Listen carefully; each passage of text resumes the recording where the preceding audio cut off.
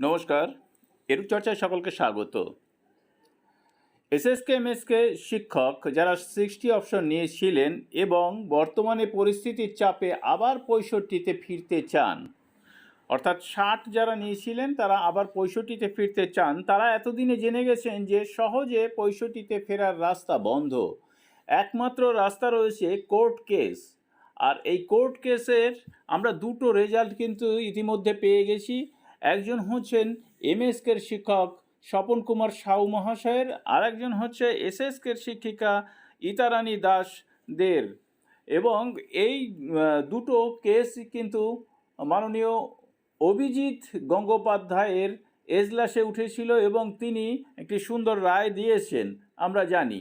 তো এরপর এবং তারা 65-তে ফেরত যাবেন বা অলরেডি গেছেন। এরপরেও অনেকের মনে প্রশ্ন রয়েছে যে তাহলে অন্যদের কি হচ্ছে। তো এই বিষয় নিয়ে আমি আলোচনা করব। তার আগে একটি মেসেজ যা ভাইরাল হতে চলেছে বা সকলের কাছে পৌঁছচ্ছে, সেই মেসেজটি সম্পর্কে আপনাদেরকে একটুখানি বলে দিই, তারপরে আমি আমার আলোচনায় যাচ্ছি। পশ্চিম মেদিনীপুরের সবং ব্লকের নাসরা এসএসকে সহায়িকা ইতারানী দাস, যার জন্ম তারিখ ছিল 13/7/1962, উনি 60 অপশন নিয়েছিলেন। সরকারি হিসেবে জুলাই 31-এ তার অবসর নেওয়ার কথা ছিল। 65-তে ফেরার জন্য উনি হাইকোর্টের দ্বারস্থ হয়েছিলেন।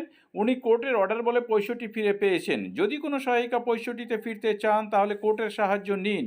বিশেষত যাদের বয়স 59+ হয়েছে তারা অবিলম্বে কেস করুন। এমএসকের স্বপন সাহু ও এসএসকে ইতারানী দাস যে ব্যারিস্টারের মাধ্যমে হাইকোর্টে কেস করেছিলেন তার সঙ্গে যোগাযোগ করুন। তো এটি আমি দিলাম এই কারণেই যে এই অ্যাডভোকেটের সঙ্গে কিন্তু আমারও কথা হয়েছে এবং এর আগের ভিডিওতে আমি ওনার ফোন নাম্বার দিয়ে দিয়েছিলাম। তারপরেও অনেকে আমার কাছে ওনার ফোন নাম্বার চাইছে। তো আমি এই মুহূর্তে তার ফোন নাম্বারটি আমি তুলে দিচ্ছি। অ্যাডভোকেট বিধান বিশ্বাস, অবশ্যই তার সিনিয়র রয়েছেন একজন। তো আমি বিধানবাবুর ফোন নাম্বারটা আপনাদেরকে দিয়ে দিচ্ছি, আপনারা সরাসরি তার সঙ্গে যোগাযোগ করে নিতে পারেন। অথবা যে সমস্ত এসএসকেএমএসকে শিক্ষক নেতৃত্ব বিধানবাবুর সঙ্গে যোগাযোগ করার জন্য আপনাদের কাছে ফোন নাম্বার দিয়েছেন, তাদের সঙ্গেও যোগাযোগ করতে পারেন। তো আমি এই বিষয়ে কোনো মত দেব না যে আপনি কার সঙ্গে যোগাযোগ করবেন। কেউ কেউ বলেছেন অর্থ কত লাগবে। দেখুন, আমি এখানে সেটা বলতে পারবো না অর্থ কত লাগবে। অর্থ বিষয়টিও কিন্তু বিধানবাবুই বলতে পারবেন। ওনার সঙ্গে আপনারা যোগাযোগ করুন। তো আশা করি আপনারা এই ফোন নাম্বার দিয়ে যোগাযোগ করে আপনাদের সমস্যার সমাধান করতে পারবেন। তবে এই প্রসঙ্গে বলে রাখি যে কেউ কেউ মনে করেন যে ব্যক্তিগত কেস নয়, একটি সংগঠনগতভাবে একটি কেস করলেই হয়তো সবার সমস্যার সমাধান হয়ে যাবে। দেখুন, এই ব্যাপারটি কিন্তু এখানে অত সহজ নয়। ব্যক্তিগতভাবেই আপনাদেরকে যেতে হবে।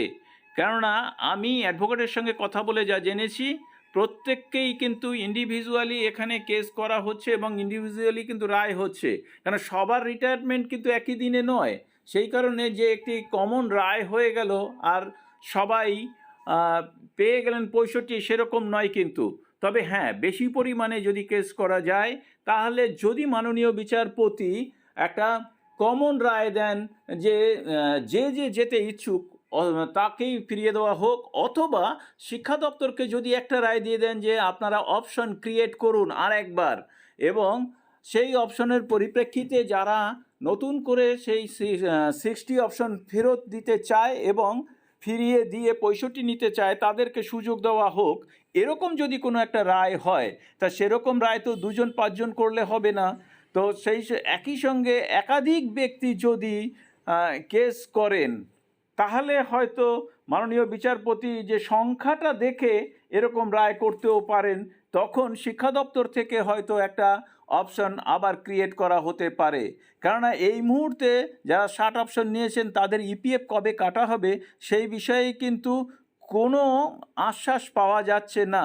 এমনকি কোর্টে দাঁড়িয়েও কিন্তু শিক্ষা দপ্তরের বা মিশনের পক্ষ থেকে যে সমস্ত অ্যাডভোকেট দাঁড়িয়েছিলেন তারাও কিন্তু আশ্বাস দিয়েছেন বলে শুনতে পাইনি। কেননা তারা বলছেন প্রস্তুতি চলছে, ক্যাবিনেট সিদ্ধান্ত হয়ে গেলেই এটি করা যেতে পারে।